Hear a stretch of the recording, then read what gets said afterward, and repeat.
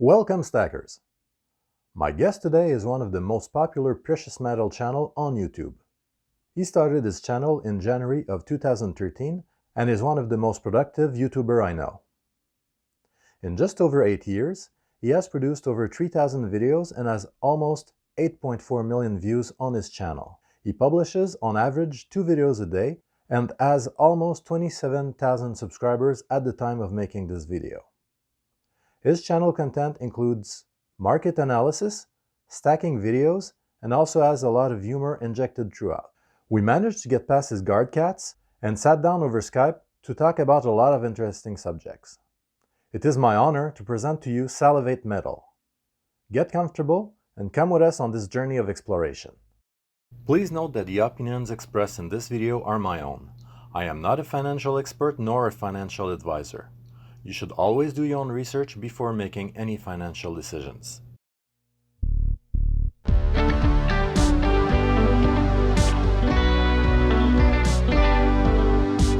Tell me about your YouTube channel. Well, it's been a labor of love, and actually it is quite developed into essentially a part-time job. Now, most people, when they think of part-time jobs, they think of I got to go to work, that type of thing. But it's a sheer joy and honor to be to have the channel, and it's taken a long time to grow to where it is today, and it still has a lot of room for improvement. But I started it out, back in 2013, and it's essentially a channel that talks about precious metals and commentary. It's sort of evolved over the course of time. I used to just essentially show precious metals and talk about pickups and unboxings was all the rage when it first started, and that was sort of the evolution of the community at the time.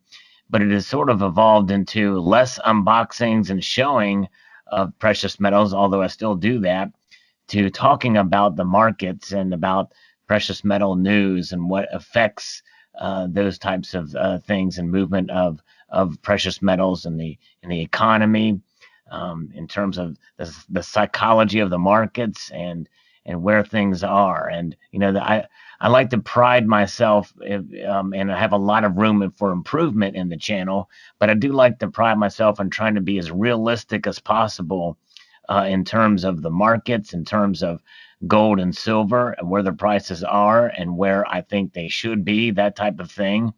Because I think it's better to let the metals essentially sell themselves. They don't need me to be a salesman for them.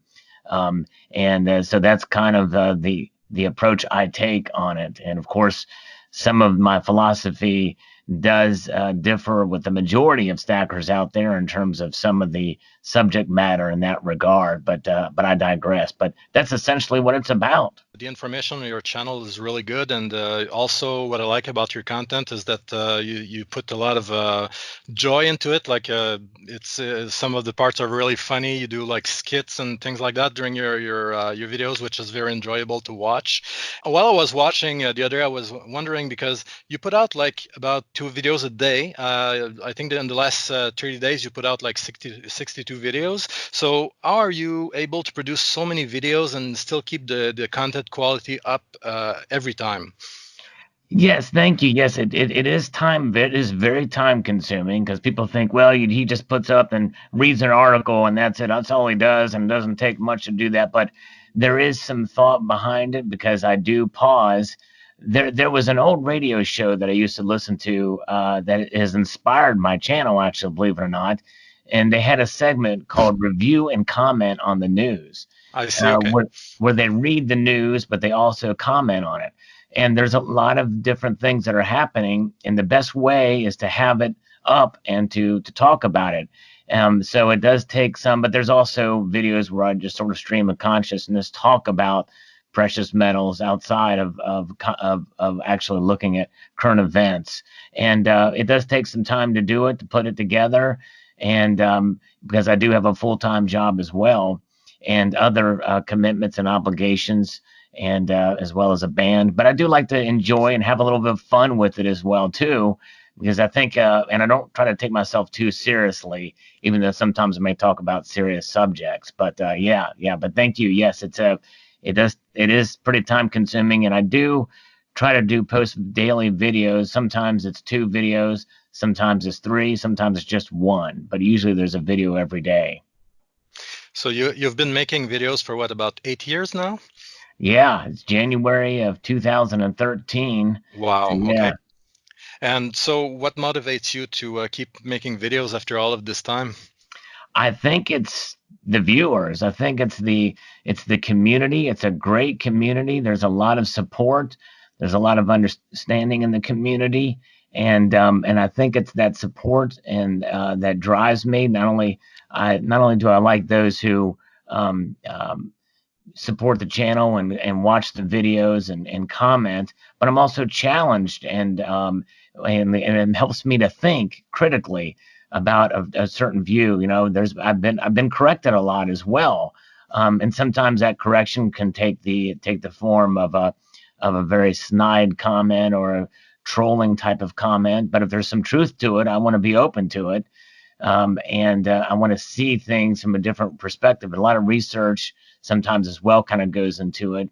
But yeah, but I do think it's the viewers that really have driven me to want to continue to not only produce content but to improve as well if I can. And talking about trolls and the community, so why do you tolerate All in Goal on your channel? Ah, yes, good question, good question. Yes, and he's sort of, believe it or not, he's a lovable troll. He's my little pet troll, Alan Gold, and we like to have fun. You know, I did take some of his early trolling sort of personally, and some of the things that he would say. But then after a while, I kind of had seen him in other forums, and is actually a pretty smart guy. And but there's people like that you know they really, I honestly believe, because I've had a serious conversation with him in another live stream, another hangout is what they were called back in the Yeah. day, and he's actually, believe it or not, um, he was very engaging and wasn't as cruel as he would be in the comment section. I think a lot of it is just for fun. And he's a troll in the purest sense of the word, and it's part of the sense of humor that he has to kind of go through it. I don't take him seriously. I don't take his insults seriously, but so that's what sets him apart from others that are more, I would say, maniacal, or their motives are much more sinister. I have experienced some of that as well, unfortunately, and some of it has caused great concern. But that's a different topic, and that's part of, I guess, having a channel of the size. And or I guess anybody out there, really doesn't matter if you run across or offend the right people, you are going, or defend the wrong people, you're going to get some pushbacks. That's why you got to be very careful out there. You know, there's some things that I've said in videos that I never thought in a million years would insult anybody, and that people have unsubscribed, have left the channel, or worse. And so, but anyways, but that's just par for the course, unfortunately. Well, in this community, I think most of the people are just amazing. Like in They other are. communities, the percentage of trolls and people who are, gonna spew garbage on your channel is much, much higher. So I think we're lucky to be, I know, with this group of people. And what they say is that every great hero must have an arch enemy. So I guess he's yours. Yeah, that's right. Yeah. And again, that's how I see Alan. Um, I don't think he has ill intent other than just, causing a little bit of ruckus from time to time. And yes, and by and large, make no mistake, you nailed it, Silverholic. The vast majority of the community is great. They're understanding, and they put up with my shortcomings, because I know I have plenty of them, and there's a lot of room for improvement. And I encourage criticism, constructive criticism as well too, because I know that there's a lot of room for growth that I need, and but also I have to come to grips with with my approach as well is that there's some things that's just my personality, and I've got to just let that be, like it or not, that type of thing too. There's finding that fine line, because I think as content creators such as yourself, you have to be true to yourself, and you can take criticism to a level, you can take it and grow from it, but also you can get enough of it that, well, you know what, I appreciate your concern, but that's just the way it is, and I'm sorry you don't like it, that type of deal. Well, you can't please everyone. So basically, the idea is to try to please the majority. So I guess that's all we can do in the end. That's right. That's right. So I was wondering, before you started your YouTube channel, did you work in a field that helped you with YouTube at all, or it was completely different? It was pretty different. It's because I'm not a marketer. Yep. I'm not somebody who does public speaking in my field. I'm basically work with in my regular day job with computers and technology, databases, Yes. that type of thing. And so I'm kind of behind the scenes. I really don't engage with the public a whole lot in my day job. And so so it is different in that regard for sure. And you like, obviously you play music. So is your band a band that performs in clubs and things like that, or it's just like a private thing that you do? Yeah, it's a very, very light operation, with a band. We're not gigging a whole lot, but we do enough that sometimes it can interrupt with the flow of YouTube, where I Right. don't necessarily live stream. I can't live stream tonight because our band's got a gig, and Yes. that type of thing. But yes, it's fun, but that's another responsibility that sometimes can weigh on the old time schedule there. But yes, indeed. Yes, you are keeping pretty busy. Yeah.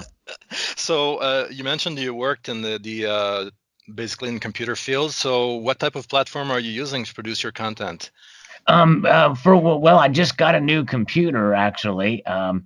What it's got here, because I've never actually told folks exactly. It's got an Intel i7 9700 CPU, Yep. 3.6 gigahertz, 32 gigs of RAM. It's an NVIDIA 6020, I believe, graphics card. Yeah, the 2060, the new Yeah. series. Yeah. And it's got the M2, I think, drive, and a solid state drive, terabytes each. So faster read write speeds. And actually, what I do is not necessarily hardware technology. It's mostly databases and database Right. management, Right. that type of thing. But for this content, I'm using this computer. I had to get. I was going to use my old monitor from the prior computer, but it didn't. It had an DVI input instead of the HDMI, and I was like, oh, I figured there Okay. would be one of those ports on there too. So but I had to rush out and grab a monitor so that I could keep the content going, and Right. get everything transferred over. So there was a little bit of that first world problem type of scenario. Exactly. But I'm And using for most of my content, I use VideoPad Video Editor, which is a real simple, lightweight program that seems to work well for most of my screenshot type stuff. I got use Streamlabs OBS for streaming and for screen capture, and then I've got Photoshop for my thumbnails. and have you noticed a big improvement in terms of rendering time when you upgraded your computer? Surprisingly, no. Oh, okay. Yeah, I mean, and the prior one was my prior machine had 16 gigs of RAM, but it's like 6 years old, Right. but it had an AMD processor, and I forget Hmm. exactly what it was, but it was like an 8 core, but it's obviously much, it's 6 years old. Yes. But there is improvement, but not as much dramatically as I thought it would be. I guess that's just the nature of the beast. Maybe Moore's law isn't as applicable these days. I mean, I don't need a gaming PC because I really don't game. But I don't know I don't know how the software communicates with the graphics card, or even if it uses it. I don't know. I just assumed it would. Yeah, it's video rendering is very heavy, so I guess the you really need to have a major bump in hardware in order to see a difference, I guess.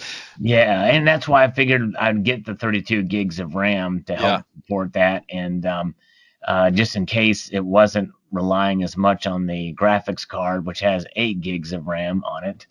But anyways, regardless, it is an improvement, but it's not like wow type of improvement. It's okay. This is rendering a little faster. Um, but anyways, but yeah, but it's still good. It's still really good and stable. Excellent. So regarding your stack, you started your YouTube video in 2013. So had you been stacking a long time before that, or you did both pretty much at the same time? Yeah, really, I probably have done more since before I started the YouTube channel, but I have certainly accumulated stack-worthy silver and some gold since then as well too. I like there's videos of me showing getting 10 1-ounce silver bars or a couple of 10-ounce bars, that type of thing, just bullion. But I was never really a heavy stacker. Right. And in fact, I have come to a point where the realization that I'm a collector who happens to have a stack because of my collecting. Yes. There's like I'm holding in my hand right now a silver eagle, and this silver eagle I had accumulated because it had a very nice even strike on it. It just looked really nice. But I'll get pieces like that. They have to look really nice. If I'm buying them from my LCS, I cherry pick that type of thing. Yes. In fact, I did a video series called The Tubular Journey, and where I showed me accumulating just 1 or 2 or sometimes 3 silver eagles at a time to fill this tube up. And the moral of that was, hey, you can go slow. You don't have to keep up the Joneses and grab, a couple of tubes at a time. You can get a couple of coins at a time. And if you're your LCS, you can pick some nice ones out, and fill up that tube with it. And that's a stacker coin, but I'm getting, what I consider to be a nice example, not necessarily to send in for grading or anything like that. Mm-hmm. But that's one level. The other level is like the video that I unboxed recently. It's a James Bond high relief silver coin. I watched your video today. Yeah, which will have been just over a week ago at the time this video airs. Right. And that particular coin is to continue a collection that I'm doing. And that's the joy of collecting, is you can do it at any pace or any way or any style you want to do it. And I'm picking kind of unique avenue. There's really no rules when it comes to collecting, as long as you enjoy it and understand the premiums that you pay and understand the risk that you may take financially in holding these collecting pieces and liquidating them down the road. Right. Yeah. Yeah, I noticed that collecting can be a little bit dangerous in a way, because it always makes you want to purchase more. Like when you start a collection, you want to complete it as soon as possible, basically. So it instigates you to go out and try to find coins, even though it's not necessarily the time in your budget or you're planning to do so. That's right. You're exactly right. Silverholic, you nailed it. It's because there is that need to want to complete a set, Right, exactly. and sometimes, especially from the U.S. Mint, you may order a commemorative coin, and you might want to go ahead and order it now, because what if it sells out, or what if it, and then the secondary market is going to be very, very expensive, and you need it for your set, because I've experienced that before. So I usually just go ahead and order from the Mint, even if I don't perceive that it's going to be a big seller or what have you, just because I know it's coming from one person. I'm not buying it off the secondary market. Who knows if they messed up the packaging or what have you, which means that I know I'm going to lose out in the end. But the thing is discipline. If I know I can't make a purchase and I've got other financial obligations, I have to keep that in mind. And the collection can wait, because that's for fun. But the other side of it is you are collecting coins that have precious metals in them. And the Yep. worst case scenario is you are protected by the intrinsic value of the metal contained therein. Now, if you're paying 400 to 500% over spot, that's still a lot of money to lose. But if you spend that money on a new iPhone or a piece of electronic or some other item, well, pretty much all the value is gone after a certain amount of time, unless it becomes some sort of vintage collectible, 30 years down the road. But most other collectibles don't have the intrinsic value that precious metal collectibles have.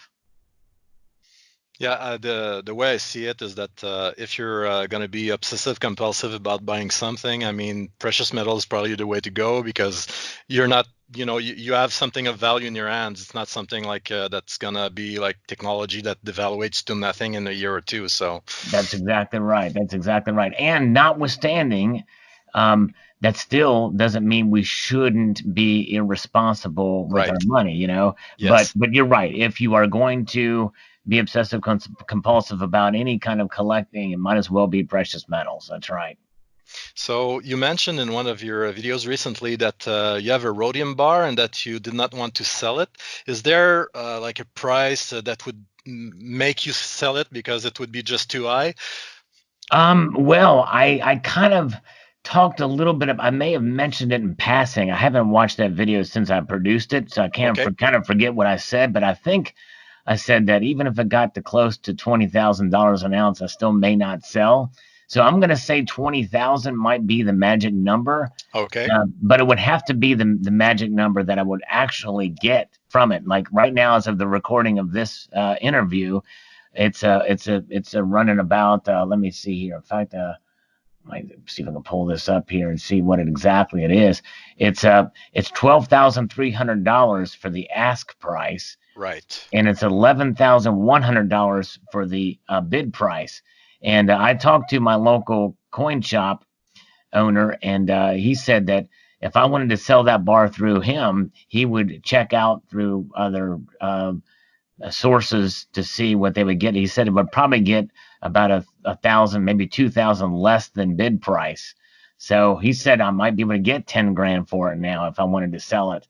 But so if you double up these numbers, and those are the kind of where I would be on it, where I might consider selling it. And if I were to sell it, I would immediately probably put it into gold. But then again, gold is going up crazy too. Gold is and the fear is if I put it into gold and gold is overvalued now, then I may not be able to get as much back. I mean, obviously I would be way ahead if I were to do it right now where the prices are now. But still, some people think that gold is operating because of the virus that happens to be associated with Yes. a beverage With the that. beer, yes. Yep. I don't want to say the actual word because it No, no. yeah. Actually, rhodium had an absolutely crazy run. I mean, if you look back, the prices I know are from Canadian markets, so it might not be the same in the US, but it climbed up to $6,000 a few years back, and then it crashed down to 1,000 because they announced that they would be recycling rhodium from catalytic converters. So basically, it destroyed the market, and from there it just went straight up again, and now it's probably like 14,000 Canadian. It's just completely crazy. Yes, it really is. It's something to see these record numbers for Yes. rhodium and palladium, Yep. and why platinum has not caught on is another thing that I've talked about on the channel as well too. And I think that stemmed off of what happened with Volkswagen in Right. I believe 2015. you're right on that. Yes. And so yeah, there's a lot of different factors. See, those are the fringe, what I call fringe precious metals. Mm-hmm. And I've talked about them. I have a series of videos called Why I Love. It's a playlist. So I did Why I Love Gold, Why I Love Silver, Why I Love Platinum, Palladium, Rhodium, and Copper. Cover all those metals. And I'll talk about these PGMs, the platinum group metals, is being very interesting, because the one that's probably the most closest related to gold and silver would be platinum as a monetary metal, but even as such only was used essentially by one nation for a shorter period of time, and that's Russia. And but yeah, it's interesting. It's fascinating to see these markets now. And what would you say is in your current personal stack? What would you say is the composition in terms of percentage of each metal? I'm trying to narrow that ratio between gold and silver sharply. Okay. I'm trying to accumulate more gold, but I would say probably it would have to be maybe 200 to 1, maybe silver to gold. Okay. And that's a guess, because it's hard for me to quantify it, because a lot of my stuff is spread out in different locations. That's for security reasons, but also accumulating and getting it together and taking inventory of it is difficult, because it's in different. I keep all the OGP. I'm down with OGP, the original government packaging. Okay, right. And some of it is pretty substantial, where it has these sleeves, and you got to take the lid off and all that stuff. And they're in boxes, and they're kind of stacked up, and so it takes even more place than it would normally take if you were just to stack it normally. Right, and not only that, but they're odd weights. For instance, the cornerstone of my collecting is the modern commemorative U.S. commemoratives. Okay. And they are 0.77 ounces of silver in each dollar, and there's two $half that are 90% as well too, and I don't even remember what the composition of those are. 0.3 something, 0.3875. So they're odd weights, and getting that out, I never really took the time to really inventory it all. Right. Because I don't see it as a stack. I don't. Okay, I've got this many ounces or whatever. Now for my gold, it's a different story, and I've got some numbers on that, but still some of that as well as collectibles too. And there's a lot of, quote, stacking gold, such as the pre-33 stuff, that is odd weights and calculating all that stuff too. So it's a little more complex as far as figuring out my personal gold to silver ratio and ratio with other metals as well too, because of that type of thing. So basically, you're mostly into silver, a little bit of gold, and just like just token amounts of the other metals. Yeah, that's where most of my holdings are. But say as what I'm into these days, it would probably be gold. Right. Gold and platinum is what I'm into. In other words, that's kind of what I'm trying to accumulate more of. And some may say, well, you're foolish to get into gold right now. It's overvalued. And I have paused a bit on purchasing because of where the prices are right now. As of the recording of this interview, they're approaching $1,650 US. Right. And Canadian. Yes. They're almost at all-time high. So it's the thing is, all of the analysts are saying that it's going to keep going up. So it's hard to decide what to do. Right, it sure is, and I'm hearing the same thing, and I'm covering some of these topics in my videos. And my feeling is what's going on with the markets right now is reaction out of fear. Whenever there's fear. Right. That drives because of the uncertainty of tomorrow, because of this geopolitical event or this medical event in this case, usually that fear subsides. People either come to the grips with the normalcy of it, or it literally physically goes away. And that can be economically as well as whatever that gray swan event could be. That's what I'm referring to, something like this. Yes. That's not necessarily catastrophic, but it's concerning. And so these things go away, the markets will move back down. People are scared right now. And when I say people, not only on the ground where the event is occurring, but also in the marketplace because of the effect on the market. Yes, it's greatly affecting the way silver is being used, for example. So this should be giving a downward pressure on the price of the metal, but it's still going up. So it's pretty interesting to watch. Sure is. So do you ever sell any of your metal? And if you do, in what conditions would make you want to sell, for example? That's probably one of the areas where I lack a lot of experience. I don't. In fact, the biggest example of me selling is really a trade. And that was with my local coin shop, my 2019 enhanced reverse proof Silver Eagle, and I ended up getting gold with that. But I typically don't sell, and it's some of the stuff that I have would be probably admittedly very hard to sell Right. because it's you know, and It's collectible, so yeah, yeah. yeah. And so basically, you're not accumulating any part of your stack in order to flip it later on. It's just all collection. No, I don't have a gift in that area. There are others that do very well in that area. That's not me typically. And I also, just as far as selling, like on eBay is probably the most popular way to do it, but they take 13% unless you're a power seller, and Mhm. getting that and figuring all that out. And there's other channels out there that do auctions as well, and they're really good at that kind of thing. Yes. But me, I don't, my brain, I guess, isn't really wired in that way. But I kudos to them for being able to do it, to flip, and I have great admiration for them because that's just not something that I'm geared towards. Okay. Well, to each his own. So if you like it for the collection aspect, then it's good. Yeah, and not only that, but you know, uh, I can also pass these down, or in cases of necessity, any bullion I have, I can take to my LCS or Yep. or talk to a major bullion dealer and sell that way. So I understand the options and way to go about it if I need to sell. Um, and but and as far as some of the collectability stuff, there are some series that are kind of I'd like to sell this.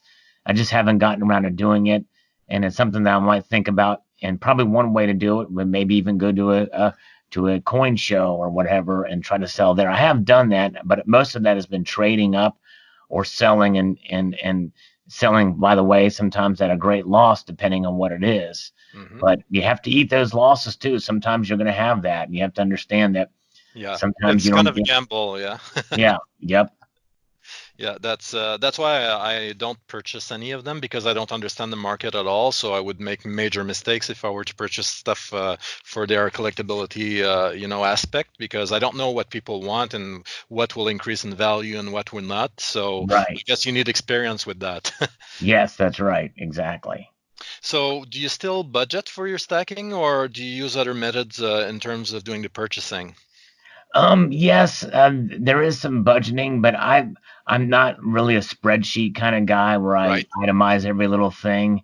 I kind of basically know what I spend. I discipline myself by using cash a lot for the week. I call it my road money. In other words, Right. what do I need to? I use cash for gas. I use it for any little thing. And I know that a lot of these credit card companies try to sway you that you get points back. You get more if you use it for gas, but I'm just old school like that. I like to know that the cash that I have in my wallet, when it runs out, that's it. I wait till the next time I get a paycheck, and then I utilize that. So I take that, and then of course that also applies. Now, obviously, with precious metals, a lot of it I do buy online, so I keep that money there and separate.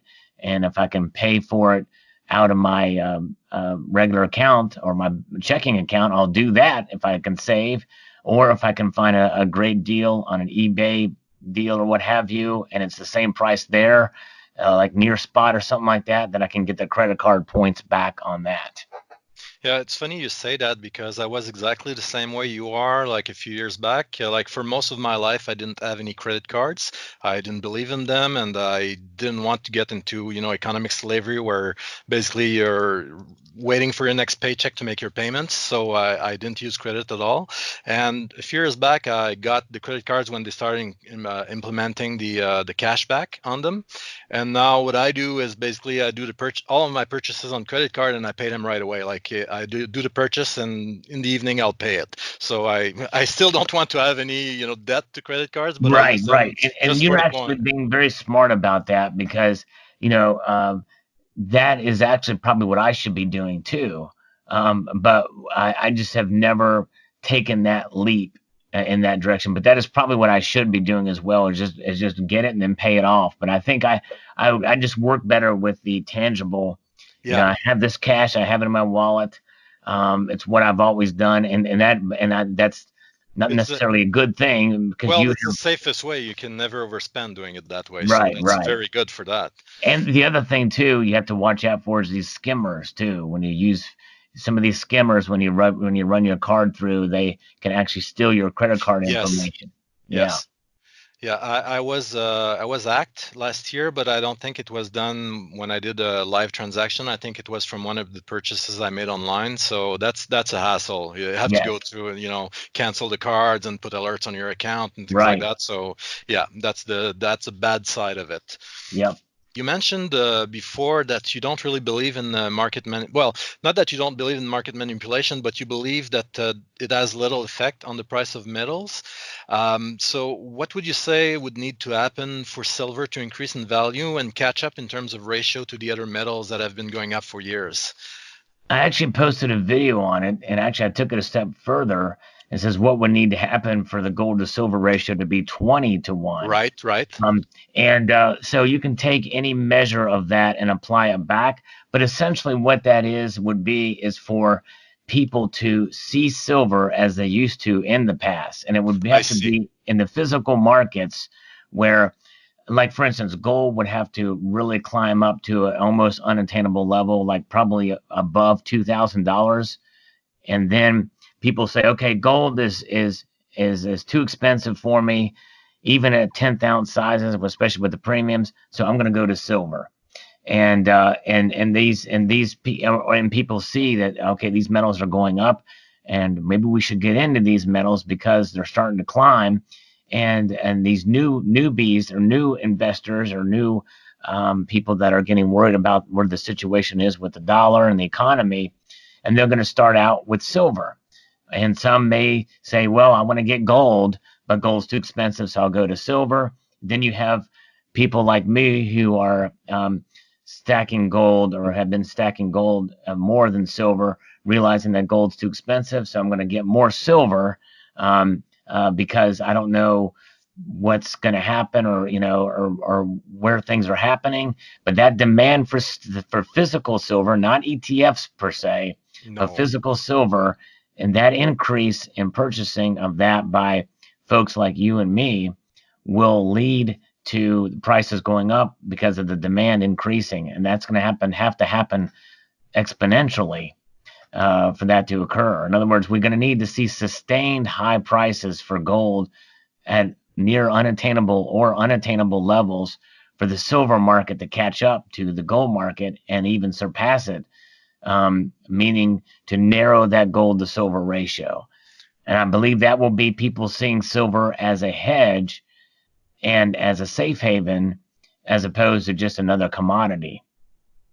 Yeah, well, it is the only affordable metal right now. So, I mean, and it's a small market compared to the other It metals. is. So if there is interest that sparks up in the population, I think you're right. It might make the prices move much faster. So Yes. yeah, that's good. I was curious to see what you thought about that. I haven't seen the video you mentioned, although I tried to see all of your videos, so I don't Yeah, know no, where I I know missed there's it. a lot to go through, and I understand. I certainly understand if people can't see every single video, but yeah, yeah. What is your favorite form of a metal in terms of, do you have a specific bullion or a specific, a bar or something that you really like over the other ones? I think probably now I'm leaning more towards coins. Okay. And in fact, probably since I focused more on gold, it's probably going to be like the Perth Mint type of a premium bullion, probably would be a good way to describe it. But premium bullion coins or bullion coins, I think is my favorite type now. I used to like bars, or Hmm. especially with silver, you can get it with rounds, you can get bars, poured bars, that type of thing. Yes. And but I think I'm leaning more towards bullion coins and premium bullion coins.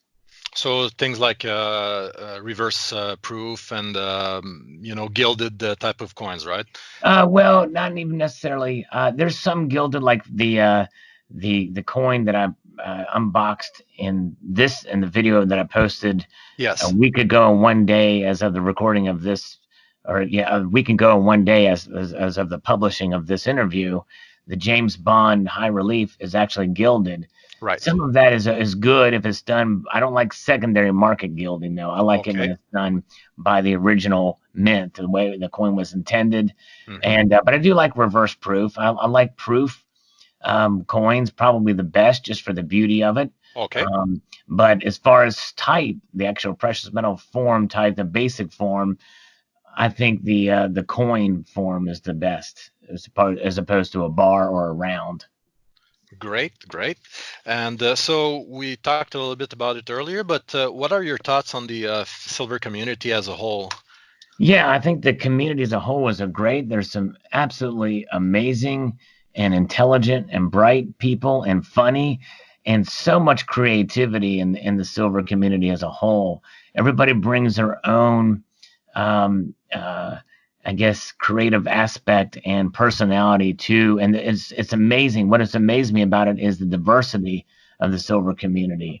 And we're a very small niche on YouTube, by the way. Yes, actually, we are. Yes. Yeah. And there's also another community that overlaps on Instagram, which I'm dabbing my toes in that, but I'm not nearly as adept there. There's other forums that Reddit and things like that where the silver community is as a whole. It spans different social media platforms, but I think overall it's an absolutely amazing community, and I think in some ways, Losing Louie posted a video recently about how are they shifting to a gold community? And I really like to think of it as that we're a precious metals community, Yes, same uh, thing for me. Right. which is more all encompassing, because I think that really there's no wrong way to go in terms of silver and gold. I think you can be too heavy in some of the other metals out there, like platinum and palladium and rhodium. But I think if you collect silver or stack silver and gold, I think it's good to be diversified between those two. But I don't really think you can, as long as you understand what you're getting into as far as the return on those metals as a wealth preservation device, that you're doing well there. So yeah. Yeah, I think silver is more popular in the community because it's more accessible. Like you can take $15 and go purchase a bullion, so it's very easy for anyone to get into. Whereas gold, it's you have to have a lot of money on hand in order to purchase anything. So, but That's right. once you're into it, I mean, people tend to see, okay, well, depending where the price is, it might be better to purchase something else than silver. So yeah, I agree with you that it's more of a precious metal thing, even though we all see names based on silver. Basically, gold and the other metals are part of it as well. That's true. Yep. You're exactly right. So, do you have any favorite precious metal YouTubers? It's really hard to say because there's so many great ones out there, and if I do I name agree. names here, then say, well, what about me? What about, but I run across a lot of good folks here in the community, and I don't want to. This is one of those questions I don't, I feel bad about sidestepping, but there really is more than I can even think of right now that are just wonderful. Some of them haven't even posted videos in a while, but I enjoy a lot of different channels, and I get so much out of each one, and everybody's got their own style, and I think it provides a lot of great content out there. And so I'll just say that I enjoy a variety of them, and they're all great in their own way, and they're appealing in their own way. And I appreciate the creativity that's out there. I tell you what, I look at some of these other channels out there, and I feel like an amateur. And some of these channels have been around only 2 years or 1 year. And it's Right. like, man, they're much, much, much better at what they do than I do. So, yeah, it's pretty amazing. Well, the thing is everyone can bring their own view on it, so it makes for a lot of good content. So I think it's great that there's so many different styles available now. Yes, that's right. So in terms of purchasing, is there a favorite place where you purchase most of your stuff, or you normally shop around, or do you do it when you need to purchase? I shop around based off of the deals of a particular coin that I'm interested in. Okay.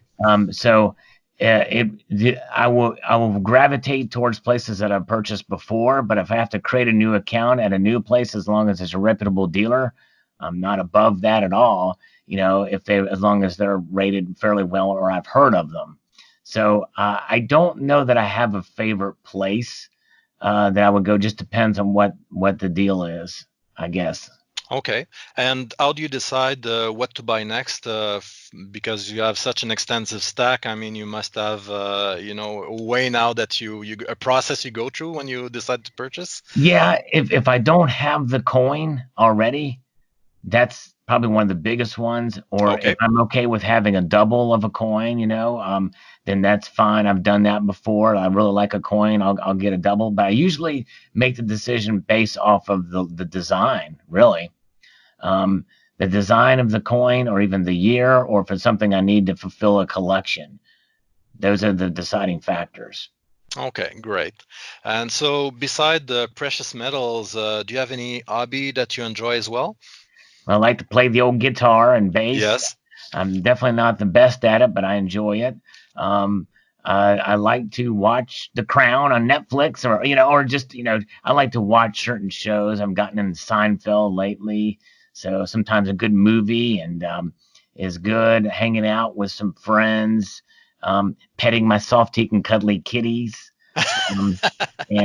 So yeah, little things like that. Yes, someone was mentioning that your cats are you have guard cats. Basically, they're the one guarding your stack. They are ferocious. That's my only I don't need any other security. I sold all my guns, all my video surveillance for the home. All that's gone now because I have the kitties. And you mentioned the crown. It's funny you mentioned that because I was talking with someone on, I think it was on Silver Dragon's channel, but I can't be sure. But anyway, he was mentioning that a lot of stackers don't like the coins with the queen on it, Right. because of the history and everything. And like, the funny thing is, when I watched The Crown on Netflix, it actually changed my view on the royal family. Like, for my whole life, I believe they're useless, and they're Right. just taking advantage of the system. And when you watch them, I mean, you basically they're completely opposite of what I thought they were. So it's Yeah, exactly. Yeah, it really does change your perception, and you can see how it can really be a burden. And because Queen yep, Elizabeth didn't want the crown, she exactly. would have much preferred for Margaret to have it, and I do think, and even before I started watching The Crown, I did have a level of respect for the Queen, and especially as a person. She seems to be very cordial and doesn't. She doesn't seem to be high on herself. She doesn't take her position to be. She doesn't tend to look down on people. There's something that's appealing about her personality to me. But yeah, I agree. Yeah, and especially the fact that for her whole life she has done everything she could not to use her power. Like it's interesting to see. I was really surprised about it. Yes, I agree. So someone lately broke into your house to test your silver. So were you surprised that they didn't find any fake in your stack?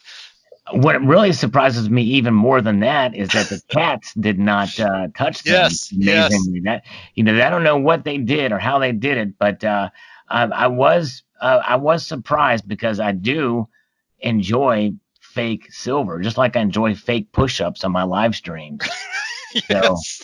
I don't know. I don't know what happened there, but they didn't find any fake. So I guess I'm more real than people think. Maybe I don't know. That's great. So, just as a last question, because we've been talking for quite a while now, and I know that you have a live stream to prepare. So, do you have any advice for new stackers? Don't do it. No, I'm kidding. No, my advice to new stackers would be to do your research, never buy compulsively, and understand what you're buying. Just like with anything else, any investment or anything you purchase, it's a big It's a big personal investment. I don't like to view silver and gold as investments because they're hedges, and I believe they're money. But you are investing in your future, and you're investing in a sound wealth preservation. And so understand what spot price is, understand what premiums are, understand what coin collecting is, because a lot of these kind of overlap. And whenever you see a video from me or anybody else that shows a coin, whether or not I have received that coin to review for a bullion dealer, or whether I have purchased it, such as the example of the James Bond high relief coin, Right. you can enjoy that video for what it is, and you may like the coin, but don't ever feel compelled to buy that coin just because I show it on a video or anybody else shows it on a video. And I think that should go without saying, because people are usually smart enough to see what an advertisement is or what a particular coin is, and most people are smart enough to know what they like and don't like, but you know, rarity in a coin doesn't mean anything. It doesn't mean a bit of it's, as far as if a coin's going to be valuable or not down the road. You know what I mean? Yes. And so understand things like that. I did a video called the three, I forget the exact, because it's been several years ago that I produced it, but it's about what makes a coin numismatic, or the three factors in determining a coin's value. And the most important of those factors is demand. Exactly. Yes. Rarity is a part of it, but it's a very small part of it. And but anyway, so I think that would be the thing is to be careful for new stackers out there. If you're a pure stacker, you obviously want to get your silver for as cheaply as possible, but you also want to get the silver that is most recognizable, that is the most liquid. And same thing for gold too. But other than that, understand the markets, that they're going to move up and down. You may buy silver today, and the silver is at $18 an ounce, and in 2 weeks it could be back down to 16. You never know. You have to roll with the flow with where the markets are moving, and don't get discouraged. Yeah, it's a long game, so it's Yep. you can't really take offense if the price goes down. Actually, it's good because you can purchase more for the same That's right. price. So That's you exactly have right. to. Yeah. So well, I think that's pretty good advice. It shows that you have a lot of experience with it. So I hope that the viewers will be able to take advantage of your knowledge. And also for you guys, if you want to see Sal's content and his channel, I'll put the link in the channel description below. So thank you very much for joining me today. It's been a real pleasure talking with you. Well, Silverholic, thank you so much. And I will say that I still have a lot to learn as well too. Where life is about learning and growing, and I think if people realize that, and there's a lot of ways to learn. And I've learned a lot from this community, and I want to thank you, Silverholic, for hosting this interview, and I appreciate it so much. My pleasure. And thanks again to all the viewers out there. A multitude of gratitude to you all. Well, thanks again, and we'll talk again later. Thank you for joining us today. I hope you enjoyed the show.